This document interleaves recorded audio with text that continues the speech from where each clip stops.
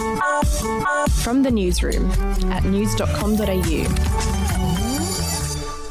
Hey, I'm Lexi Cartwright. And I'm Andrew Bucklow. And this is the latest from the newsroom. It's Thursday, the 29th of April. The head of Australia's intelligence agency thinks there'll be a terrorist attack in Australia in the next 12 months. Here's what Mike Burgess, the Director General of ASIO, told a parliamentary inquiry today.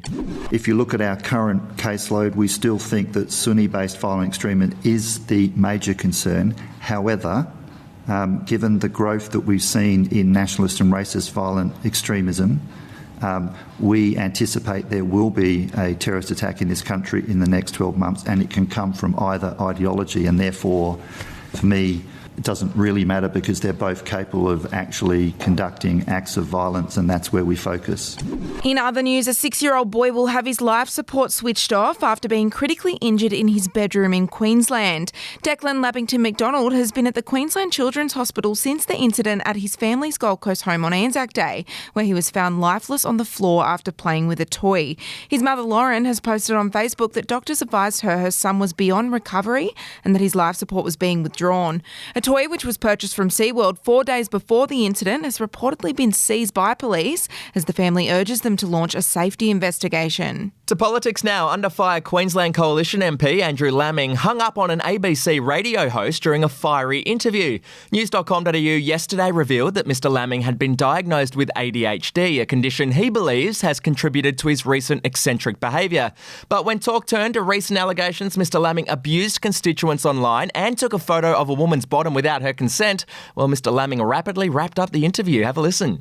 I just don't know how many times I've got to tell you, PK, this is subject to defamation proceedings and it involves your own network. I would really be moving on.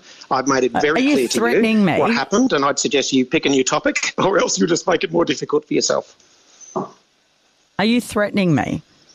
I'm suggesting that we talk about the reason why I promised to phone you and take your call. That was to discuss ADHD. You've rapidly bounced off that into areas I've made it very clear and given you notice that this is subject to legal proceedings, and I suggest you take note of that. Alrighty, to showbiz news, and actor Elliot Page has revealed why he decided to announce publicly last year that he was a transgender man. Here's what the Juno star told Oprah Winfrey.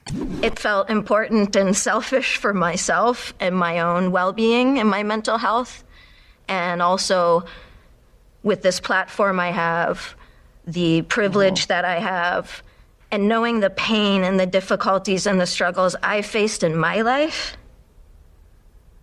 let alone what so many other people are facing, it absolutely felt just crucial and important for me to share that. Elliot said he knew from when he was a toddler that he was trans. His full interview with Oprah will be released on Apple TV tomorrow. And finally, media personality Deb Knight shocked radio listeners yesterday when she revealed she'd been diagnosed with skin cancer after getting a biopsy on a bump on her nose. Well, it's not the best news. It is a small basal cell carcinoma. So it's a small cancer and it's nodular, which means I've got to get it cut out. I've got to go under the knife. I'm not sure when I'm going to get this done. It's not spreading. It's not urgent. And I'll be fine. It's, not a serious matter at all, but it'll happen in the next couple of weeks. It might make for an interesting sight on Saturday Current Affair. Knight said she hopes this serves as a reminder to everyone to regularly have their skin checked. And just a reminder, if you want to win $1,000, play our daily news quiz at news.com.au/quiz, and that cash could be yours. That's it from the newsroom. We'll have another update tomorrow morning.